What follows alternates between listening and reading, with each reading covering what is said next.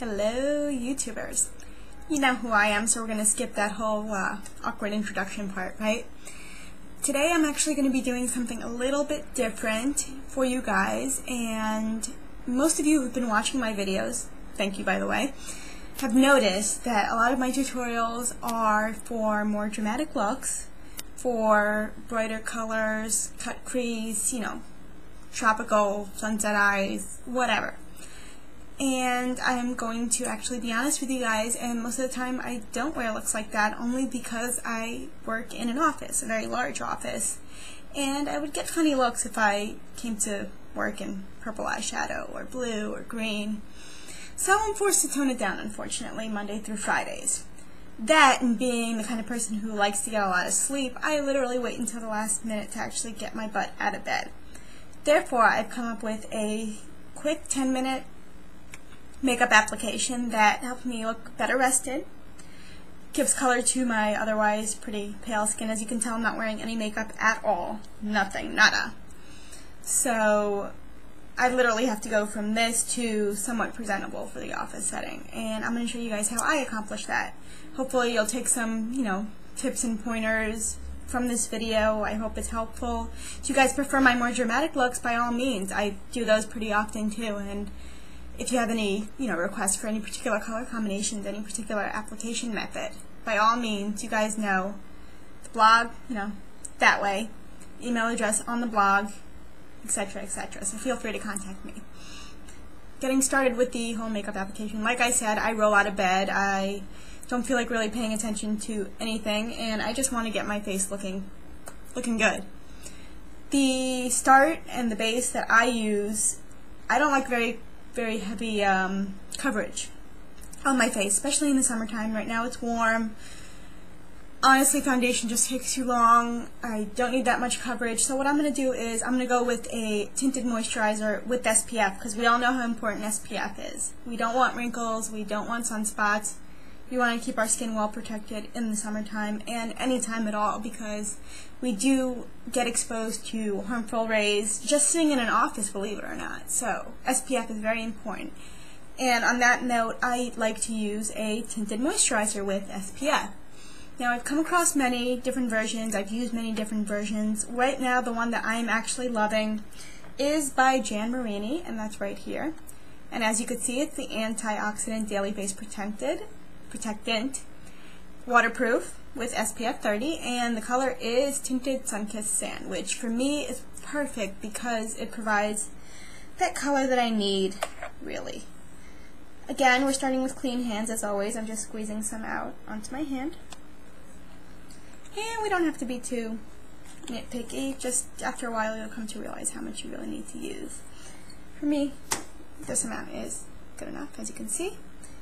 Just blending that on. Bronzer. And you guys know me, you know how pale I am. I need bronzer in order to look alive, otherwise I look like the living dead. So my go-to bronzer, and I find this to be very subtle, it works really well, it doesn't look too obvious, is the Chanel Soleil Tan de Chanel, and it's a moisturizing bronzing powder.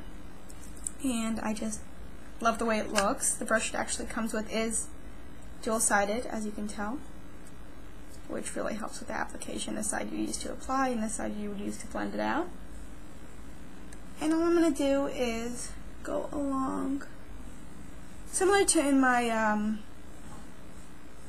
my contouring and foundation tutorial, which you guys should definitely check out. I'm just going across underneath the apples of my cheeks,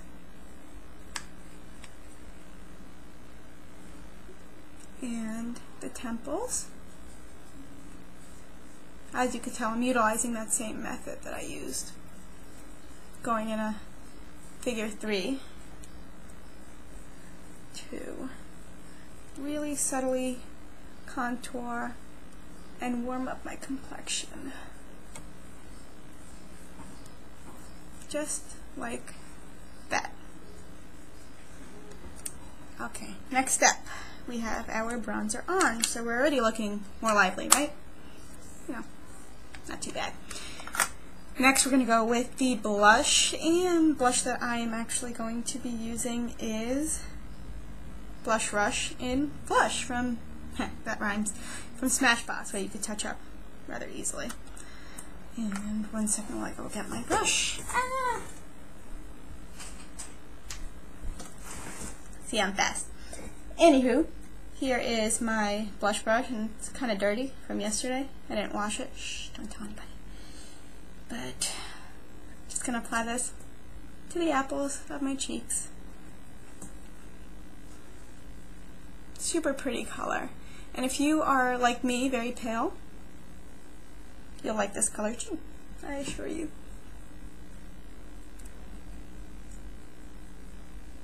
Keeping in mind that smiling like this brings out the apples. And one awesome tip that I actually have for you guys in applying your blush is that a lot of people generally tend to swipe it. No good. And I'll tell you why. When you're swiping it, what you're doing is you're creating a trail that's essentially going to lead eyes to the under eye circles, which we do not want. We don't want to accentuate our under eye circles. So when you're putting your blush on, just focus on the apples. Do not go all out in huge sweeping motions. Trust me, you'll look a lot better for it. Next step is the eyes, and the eyes are really quick. I'm going to start with usually an illuminating cream, something with a lot of color to it to draw light to the eyes and reflect off and make you look more awake. And the current color that I'm loving is actually Benefit's Creaseless Cream Shadow in Prenup, and Prenup is a rose. It's like a golden rose color. Super easy with the application. Big thing also when you're trying to really get out the door is to minimize your use of tools, because you really don't want to be digging for brushes and all these other things. So we just like to utilize our fingers whenever we can. And here we go, and I don't know if you can tell, but it's just sort of like a light luminescence that I really love because it makes me look more awake. I mean, I roll out of bed, I'm tired, I don't look like anything special, and I want some color to my eyes, so that's the best way to achieve it. Next product is going to be our eyeshadows, and I love this one. It's such an understated color. It's actually Oyster by Smashbox, and I don't know if you could tell, but it's actually a pale yellow gold, and it's beautiful because it's such a reflective color that it literally, like, depending on the way the light hits it, it's going to show up differently, and I imagine that it would look amazing on darker skin tones as well. And what I'm doing is I'm just patting this on to my lid, a little bit underneath the brow bone, just for a highlight, because highlights are so pretty. And again, are going to make us look more rested, more awake. Our eyes will look brighter. And by lifting, or rather by highlighting the brow bone, we're lifting the eye up and making them stand out more. So you can use any similar highlighting color. You can use maybe Nylon from MAC, which is a little bit frostier. Or you can just go with, you know, a matte color if you really want to use a matte color. But for me, Smashbox Oyster is it. Now, we have the bright colors on our lid, but ultimately we don't want it to be too bright because then you look dead with no definition. So what I'm going to do is I'm going to do a soft contour on the eye, and I'm actually going to be using the Benefit's Velvet Shadow, and this color is Where There's Smoke, which is a taupe pewter, got slight green tinge to it. I don't know if you could tell. But it's a really beautiful color, and it's awesome for creating the contour to the eye, which is oh so pretty. And I'm actually grabbing my MAC 217 brush, dipping it in. And like I said before, wherever we put our brush first is where we're going to get the most color, and I don't want to be too fancy schmancy. So I'm just putting a little bit in the corner of my eye to the crease, as you can tell right there. And I'm just dabbing it in, not going too crazy. And this is actually the shape that I like to create more often than not. It's super easy, not a lot of work required. For me, this brush, the 217, fits in perfectly. Some of you may need a smaller brush. By all means, go ahead and do so. But this is the one that I opt for. Now I'm just sort of taking it and blending it in a little bit more into my crease. But what I love about this is you've really created a cohesive eye look just by using two eyeshadows.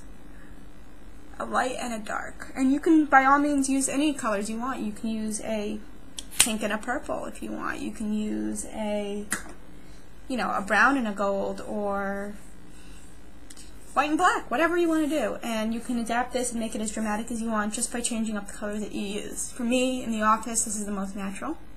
Sort of like a soft daytime smoke look. And I love it. And I'm actually going to cut this video and continue on in part 2, so stay tuned.